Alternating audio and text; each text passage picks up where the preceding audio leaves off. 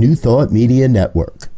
We are a global broadcast network of positive music, media, and entertainment, inspiring humanity's evolution along the journey of enlightenment and creating a world of love, peace, empowerment, and prosperity for all.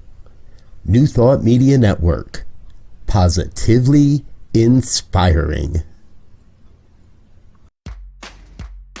Welcome to Ministers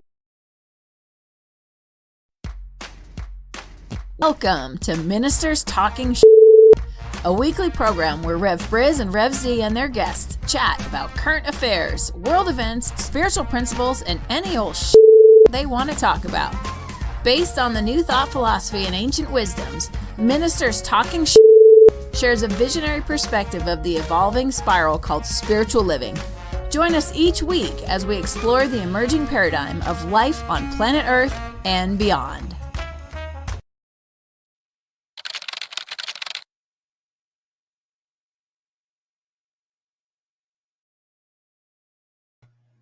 And hello again, dear ones. Rev Robert here behind the banner. Rev Z over here. We're a couple of ministers talking shit. Welcome to a Friday morning. Glad you're with us. Want to say a quick shout out to Linda. Where'd you go, Linda? There you are. Good Friday morning to you. Every Friday morning's a good Friday around here. We're not religious about those things. No Friday better than another. Folks, if you're new to the program, Friday mornings, Rev Z and I get together and we talk about whatever we want to talk about. This morning, well, I don't look at it as sad news, but there's definitely the news that we want to cover and just want to kind of give a little shout out in loving memory. So first off, let's do that.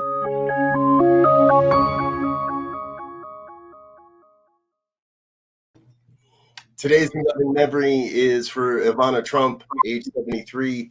She died in her home under official cause of death has not been released. Z, you lived in New York during that time. Did you ever bump into the woman? No, never bumped into her. Was there when they did the Trump Tower thing, and she played a major part in that. And she came from the old Yugoslavia. And I didn't remember, I even didn't know that she used to be a skier before she became a model. And having lived out in Colorado now for 20 years, I mean, it skiing ain't no joke. I mean, people look at it and you got to have your act together to be a good skier. And she's a fairly good skier from what I understand. So, for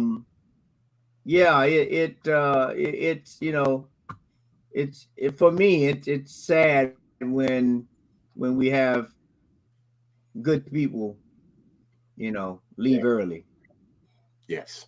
And in the same time frame, we'll say that I just lost his first name, but the creator of Malwolf, his last name is King, was one of the co-founders, Matt King, one of the co-founders of Meowwolf, was also died, made his transition at the age of 37 at home over the last few days. So for any of us, when someone goes, and we've all experienced death at some point, I trust, in some way, until we don't get around it. We say our memories and we celebrate the life they did share and release them. Yeah. And I don't believe it's healthy to hold on to all that stuff. So, all right. Hey, the other story, one of the other stories we want to talk about today is kind of a strange one. If you are not aware of the Georgia Guidestones, number one, we'd like to introduce you to the idea a little bit and then talk a little bit about it. Z, why don't you share what it's all about, and I'll share the 10 tenets when we get there. Sure. Well,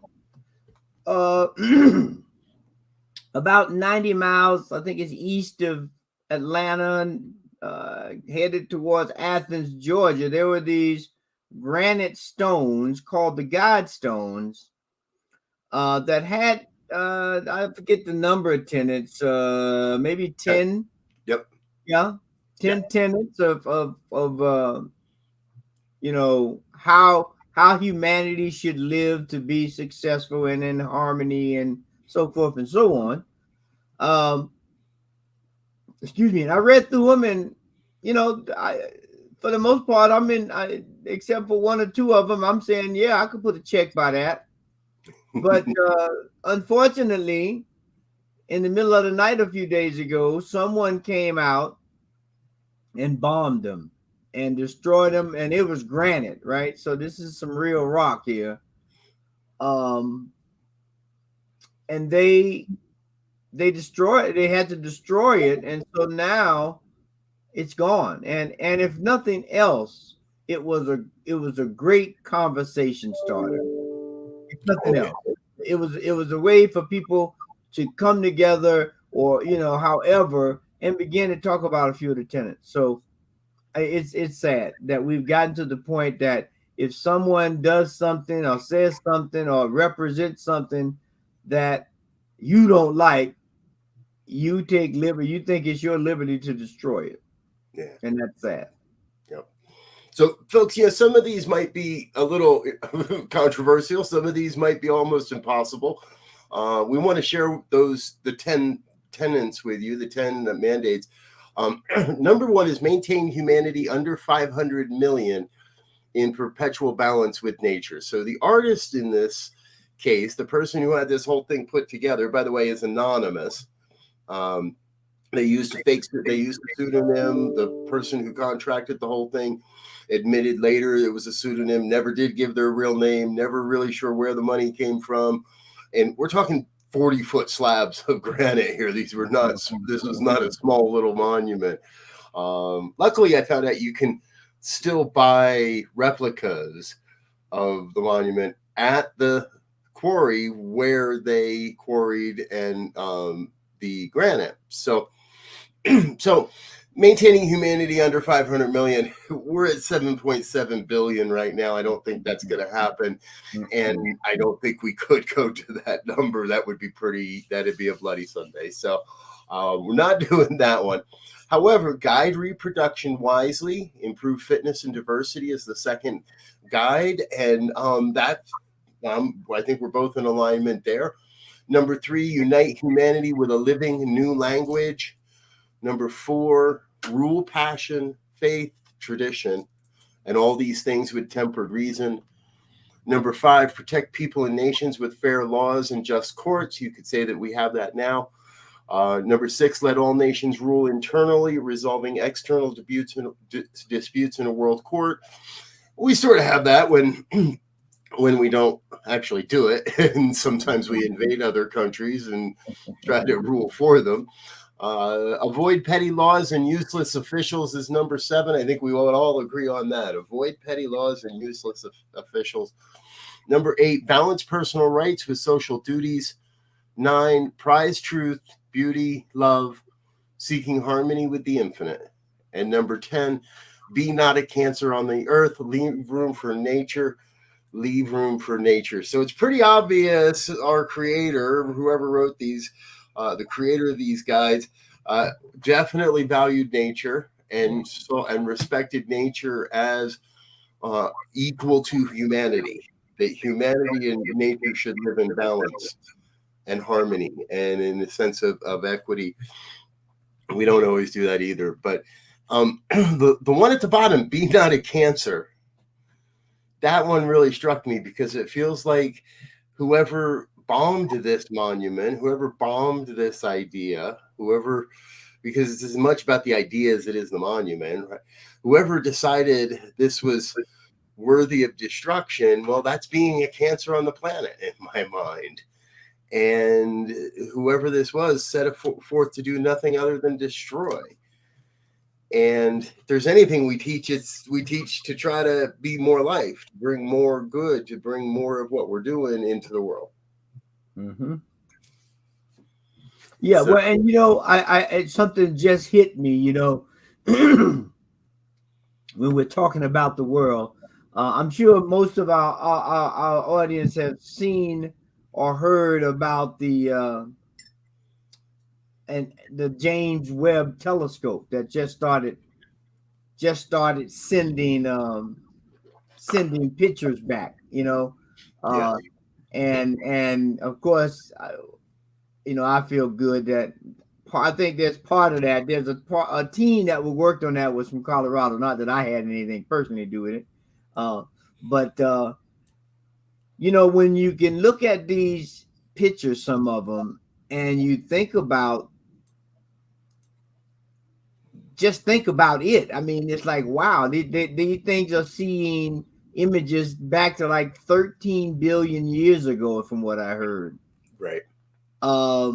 And you look at and I'm saying that in light of these guides, when we can come up with something to preserve or try to preserve the beauty and the mystery and all of life, it's a good thing. Now, that is because life is moving and we need to be flexible and move with it, but we have to come up with some better ways, I would say, or some more inspired ways, if nothing else, to lead life here on planet Earth, because we don't know what's out there. I mean, if we're looking back 13 billion years, chances are there's something else out there.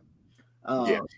May not look like us, communicate like us, or whatever, but there's some other sentient beings that has some intelligence other than us in this universe. I would suggest. I I would have to think that humanity is not that enduring to 13 million years, and we're not that special. Yeah.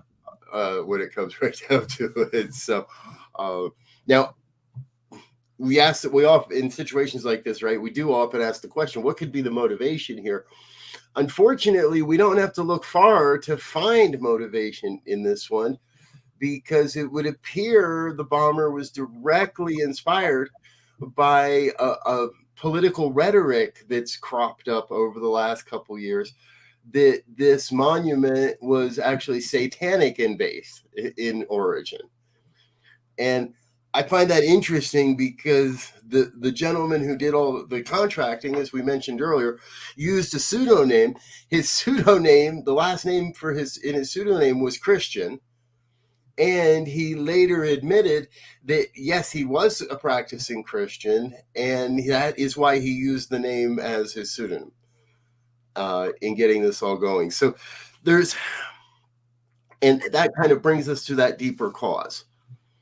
There is a much, much deeper sense of separation happening in America right now than I think ever before. Yeah. And we had a civil war. we were pretty darn separated in our beliefs over a lot of things. And I trust and I believe the good shall win out. The truth shall prevail. Now, I mentioned the Civil War specifically because if it wasn't for that, I don't know that you and I'd be sitting here side by side, see, number one. And number two, here we still are, still fighting for the rights and the recognition of the rights for people of color in this country.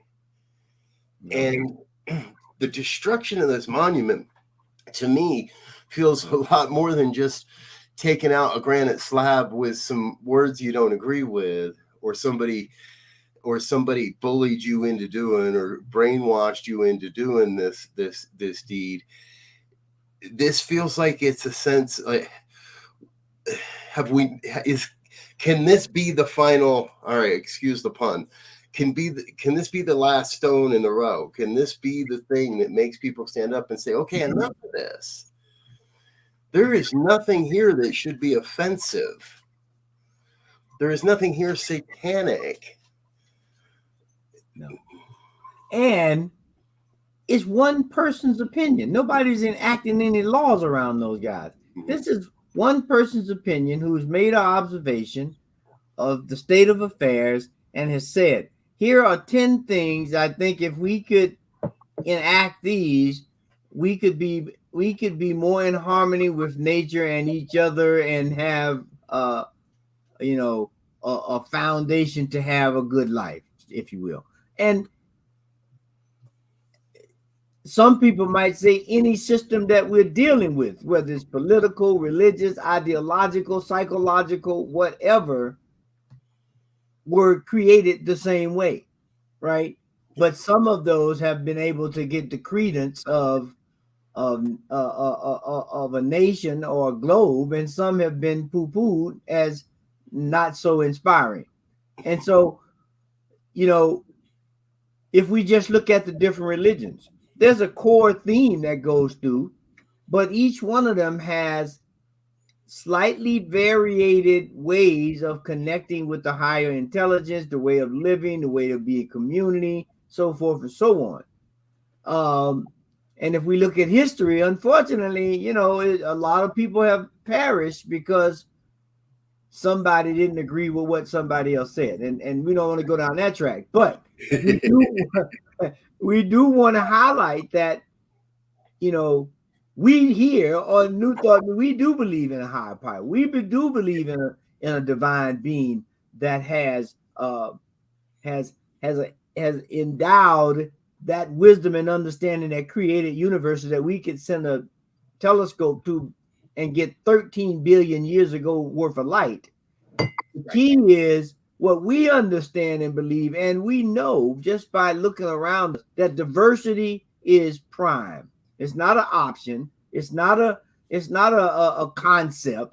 It's none of that. It is prime. When you look at any environment, desert, rainforest, cloud forest, ocean, doesn't matter. It is the diversity that makes it so, and that keeps it healthy. And when you start plucking things out of that diverse environment, you begin to destroy it. Let's just be clear. Yeah. Yes.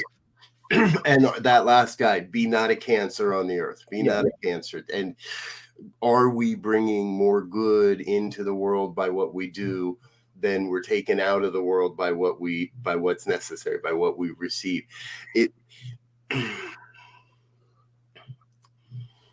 There is a point where I love that you bring back one of our mantras, right? Diversity is prime. It's unfortunate that we're not there yet where everybody accepts that and embraces that.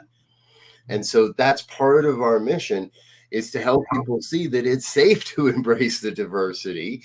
It's safe to recognize the oneness in another, even if they don't have the same exact beliefs we do, even if they're not exactly on the same quote team we are, but to recognize the oneness of it all, so we can get about being something other than this warring, separated, tribal thing. And here is part of it. Thank you, Linda. Yeah. A significant number of evangelical Christians strongly oppose anything that is not Bible based. And yes, they feel mandated to be soldiers, to be warriors for their cause. And that is in many ways part of the belief system that must be transformed and must be released and let go of. Right. And, as you were saying that, I'm just thinking, when we look at the ebb and flow of life, we have 4 seasons every year. Now, we have begun, or there has begun to be a flux in that because of other outside conditions, climate and so forth. However, there is an ebb and flow in everything in life, right? And so, but if we get that diversity of winter, spring, summer, and fall, if we get that thing pretty mixed up, like partly we're seeing now with these temperatures. I mean, we look at the temperatures this week, they were saying, I forget the number, but almost half of the country, if not a little bit more, will be 90 degrees or better. We have to begin to really understand nature i.e. the planet and the environment that we live in. And I may have said this before, it's definitely worth saying again. There's a program that Will Smith hosts where there's been 10 astronauts who spent over 1,000 years in space called One Strange Rock, ROCK, that kind of chronicles some of the diversity and interrelatedness of the planet.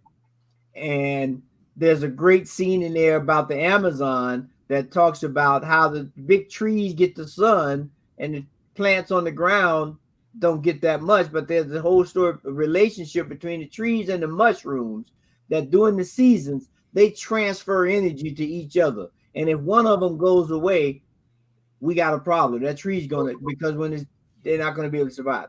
Right. Perfect diversity and interrelatedness at its core. Right.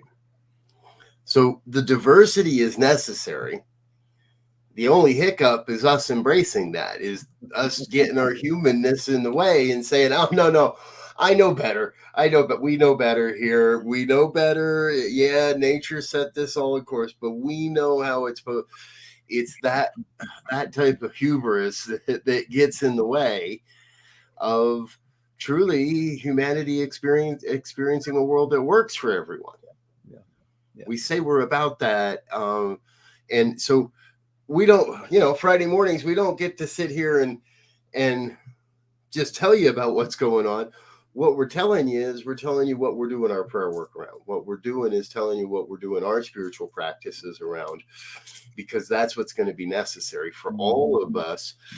That whether your circle is 10 or 10,000, by you being the truth, by you taking a stand for diversity, by you taking a position of authority and saying, hey, I believe in, this is what I believe, and these are the things I believe in, and demonstrating that in a way people see the change in your life, you become, you fulfill the necessary destiny you're here to fulfill, I believe.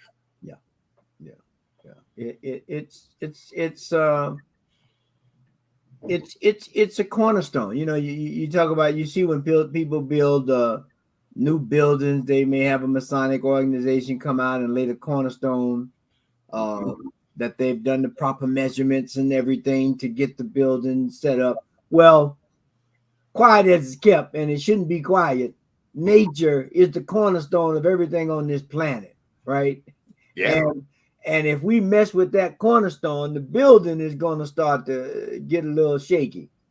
And right now, it appears that everybody's messing with that cornerstone, because when you look around the planet, there is perils in all areas of life. And we're not talking doom and gloom here. We're just pointing out the fact, because if I don't know I got a problem, there's no way for me successfully or consciously to address the problem. But when we look at all of the human relation problems and the healthcare problems and the climate problems and the education problems, I mean, I could be here for the rest of the show telling you about all the systems and things, man-made and otherwise, that are in peril, which are just signs and symbols that says, wake up. Yeah.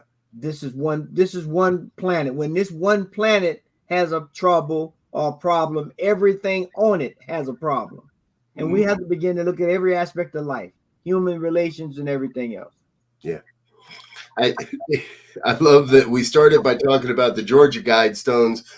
Now we're talking about the cornerstone of all creation.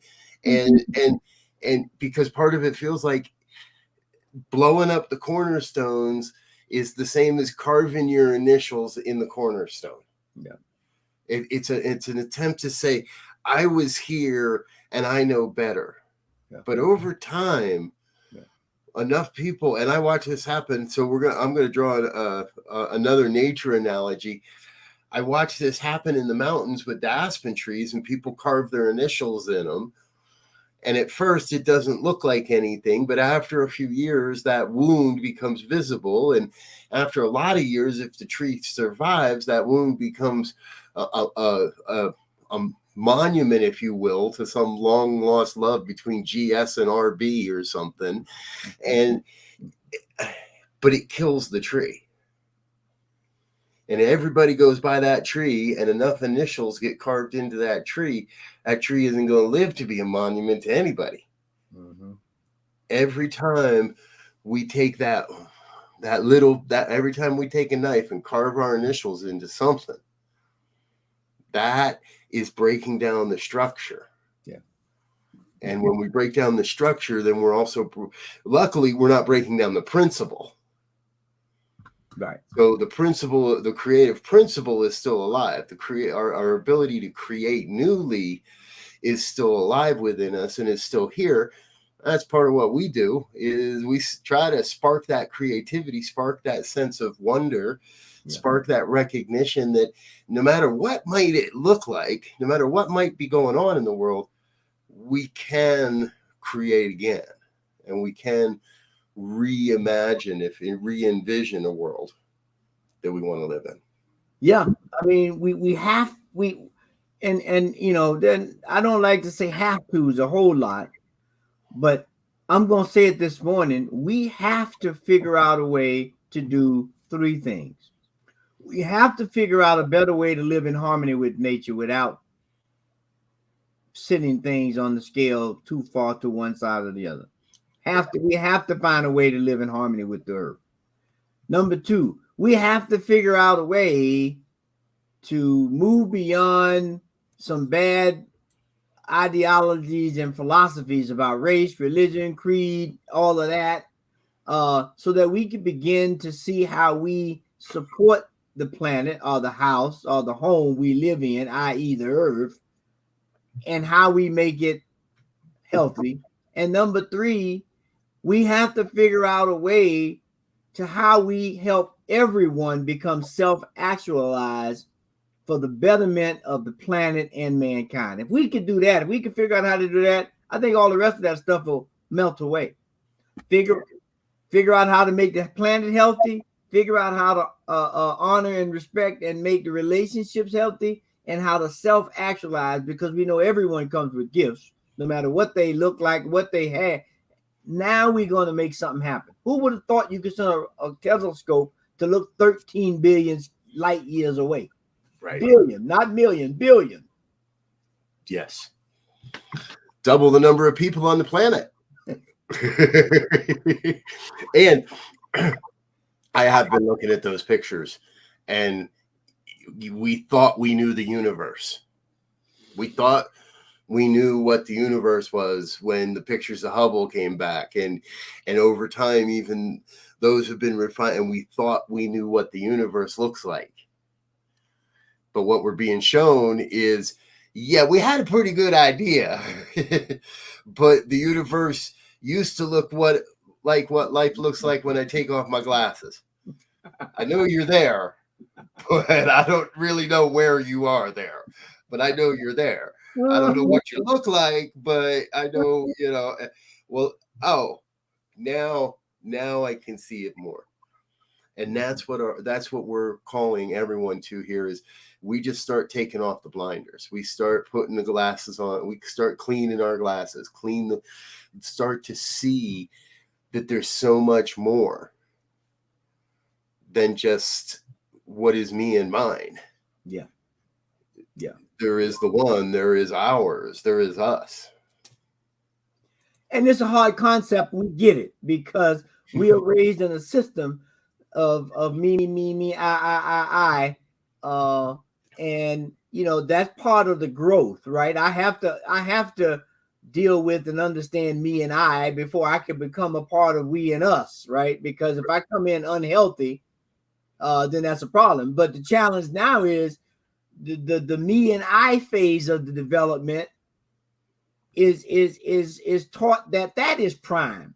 That and so then we become selfish and we become separate and we become all these things that values only me and not you, and there begins the problem of the breakdown of the diversity and the interrelationship and the interoperability and all of that stuff that says we are one together conglomerate of pieces that makes a beautiful life. Yeah. It's the story of the wood stove, and the man with the wood. And the man looks at the wood stove and says, "Give me heat." And the wood stove looks back and says to the man, "Give me wood." We cannot just demand that the world come to our side. We cannot just stand there and say, "Hey, we have the greatest thing in the world, and you got to come believe like we do, and you got to come look at the world like I do." We have to be willing to give. We have to be willing to share. We have to be willing to demonstrate and be this philosophy, be these principles, in order to expect anyone to consider, "Oh, wow, there might be another way." Yep. Just telling people they're wrong and they got to come do what we do never has worked. Yeah, because I'm telling you, I'm glad the only thing in terms of food that we eat is just not corn. I'm glad I can get some potatoes and some green beans and some tomatoes, and because if we only had one thing to eat, there was no diversity. We only had one type of flower, one type of bird, one type of insect, on and on and on. This planet that we look at every day as beautiful and colorful and engaging would be something totally, totally different. Believe me. Yes. I just had this flash. That's why we have cauliflower and broccoli. Because I like my broccoli. I'm not a big fan of cauliflower, but I like the broccoli. So we're back on our old trope here, folks, right? Diversity is necessary. You bring a unique set of gifts and skills and talents to this thing called life. We want to celebrate that. And we want to say thank you for everyone here that is helping us to celebrate that is helping us to get this word out into the world, that is helping us to take this network into all kinds of places. And as you'll be hearing in the future, starting to get our hands dirty a bit more and getting out into the world a bit more again and doing some of those things as well. So, but before then, let's say thank you to our sponsors real quick. We'll be right back. Don't go anywhere. We'll be right back with final thoughts. On behalf of everyone at New Thought Media Network, thank you for being a member of our virtual family.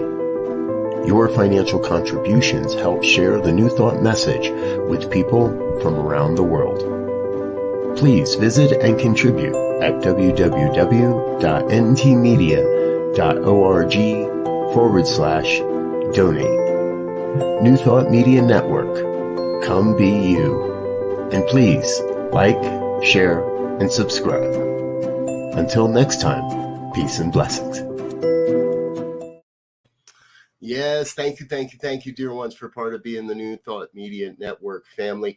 I want to invite you back over to our website, ntmedia.org. We've made all kinds of updates and new stuff, and we're sharing that with the world. So please check that out, ntmedia.org. If you're so inclined, hit the donate button. Stay with us today. We've got a long lineup of great programming for you today. Coming up just in about not quite 15 minutes, Be Your Own Hero with Sekou Wrights. We've got prayer time at 8:15, the morning sip with Rev Melissa at 8:30. At 10 o'clock Mountain Time, it is Practicing Infinite Possibilities with Lindsay Leinbach. Great new show.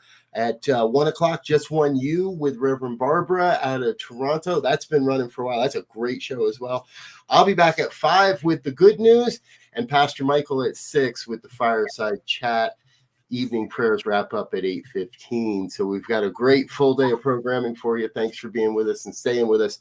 Z, before we get off into the weekend, final thoughts? Final thoughts is every one of us pass the word. Let's figure out how to be more loving, more caring, and embrace diversity in every aspect of our life. I can't say much more to that. What he said. Oh, wait. What he said. Yeah. Go do that and try to have some fun with it. And it's not the 4th of July, so quit blowing up stuff, okay? Yes. We love you, folks. On behalf of the network, we'll see you again next Friday. Until then, peace and richest blessings.